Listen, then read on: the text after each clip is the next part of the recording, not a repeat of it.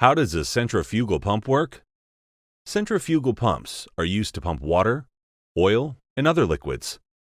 Let's try to understand why these pumps are designed to carry out the task of transporting liquids successfully. The main elements of a centrifugal pump are the casing and the impeller, which drives the liquid. The impeller is mounted on a shaft. The shaft can rotate on bearings.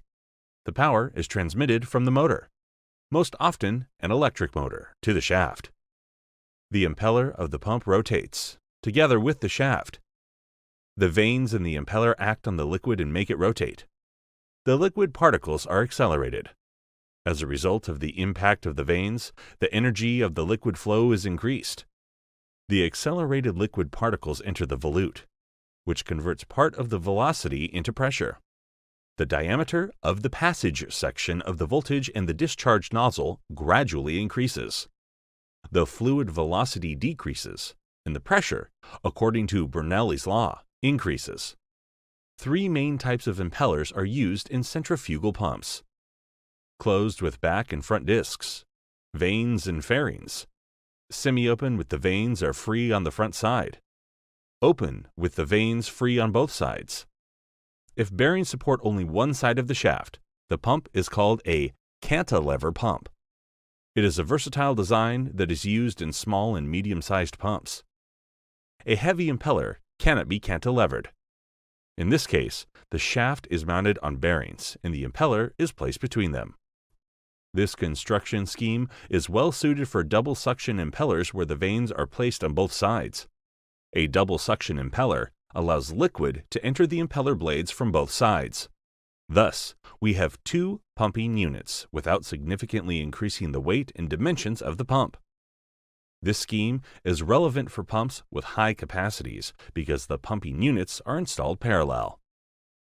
Multi-stage centrifugal pumps.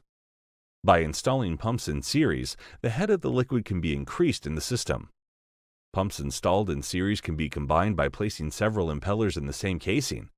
The liquid will go from the first impeller to the second one, from the second impeller to the third one, and so on. Using a multi-stage arrangement can increase the head of the pump many times over, as the impellers are mounted in series, and each of them increases the head. In multi-stage pumps, different impellers can be used. For example, a screw centrifugal pump has an auger on the first stage and a centrifugal impeller on the second stage. When the pump is running, the liquid flows continuously into the pump casing through the suction nozzle. But what happens if there is no liquid in the pump? For example, when the pump is first switched on, the pump casing will be empty. For the liquid to fill the pump, the pressure in the pump casing has to be lower than the atmospheric pressure. Then, the atmospheric pressure will cause the liquid to fill the casing. To reduce the pressure in the pump, some of the air has to be pumped out of the casing. Is an ordinary centrifugal pump able to do this? The answer is no, because the particles move in the pump due to inertia, which depends on mass. The mass of air particles is much lower than that of water particles, so it is impossible to pump air at speeds that a centrifugal pump operates at. For this reason, centrifugal pumps must be primed before switching on, either through a special channel in the casing or through the discharge nozzle. If you are interested in rearranged pumps or other designs, let us know in the comment section, and we will try to make a video about them.